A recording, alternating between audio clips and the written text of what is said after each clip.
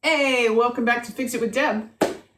Well, it got really cold outside, and I have already turned this off for the season. So now I have to relight it because it's down in the 30s tonight. So I thought it was the perfect opportunity to show you how to light a pilot light. Now, I know most of you probably don't have one of these guys in your house, but learning how to light a pilot light is essential. Why? Because stoves have pilot lights. Water heaters have pilot lights. Gas fireplaces have pilot lights. And if you have an RV, some of the refrigerators have pilot lights, water heaters, so on and so forth. So each may be a little bit different with their buttons and the igniters, but once you get the gist of how to light one pilot light, you can pretty much figure out how to light all pilot lights. So that's what we're going to tackle today. Stick around and let's get to it.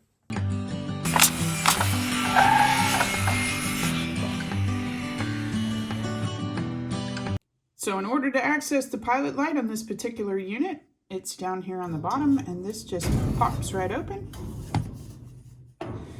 And voila, here it is. Okay, now that we've zoomed in, let's learn what all these parts are. So this is the pilot unit itself. And this is the knob we'll be turning and the little arrow that we're going to line up. So it's in the off position right now. It says off, pilot, and on. If you need to find the pilot light from the unit itself, you just follow the gas line and it will lead you to where you're going to light the flame itself. This right here is an electronic igniter. It kind of works like the one that's on your gas barbecue. It sends a little spark and bloop, it lights the gas. This is where the gas comes in from outside, and I can tell that it's off because it's perpendicular to the line itself. If it was on, it would be in line with the gas line coming in from outside. So that is the basics of all the parts. Before we actually go through how to light this, you need to make sure that the thermostat on the wall is in the off position. Otherwise, when you get it lit and turn it on, it'll scare you and it'll go boo and light the burners, and we don't want that. So make sure that it's off. Next, we're going to turn the gas on. So I'm just going to turn it to the left, and now it's in line with the line itself, so the gas is on. Then I'm going to come to our little knob. Now, in order to turn this to the pilot itself and to get the gas going up here, you need to push it and then turn it, and it only goes so far. Now I can hear the gas come out. I don't know if you can. And then I'm just going to push this igniter. And I can actually hear, and if I tip my head up underneath there, I can see the blue light. Or the blue flame. You know what I mean. So, depending on your unit itself and depending on how long it's been since you've lit this, you're going to have to hold this in from anywhere from 30 seconds to maybe 2 minutes.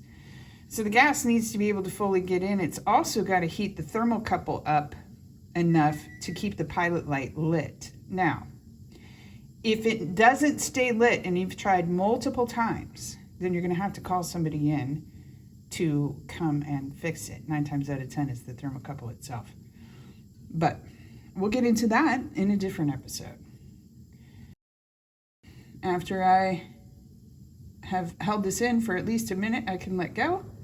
And if it stays lit, which it has, and there's the pilot itself right here. So this is the igniter.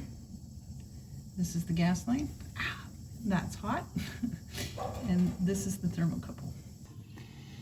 Now I can turn this to on. Now if I was to turn the thermostat on the wall, it would not turn the burners on because I do not have this in the on position. And I'll get up and do that right now. You'll hear a click, but you won't hear it go whoosh. Hear the click? So that is that.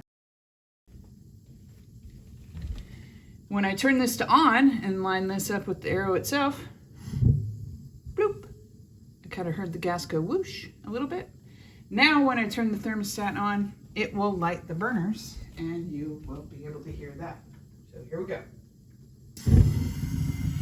And voila. That's all there is to it.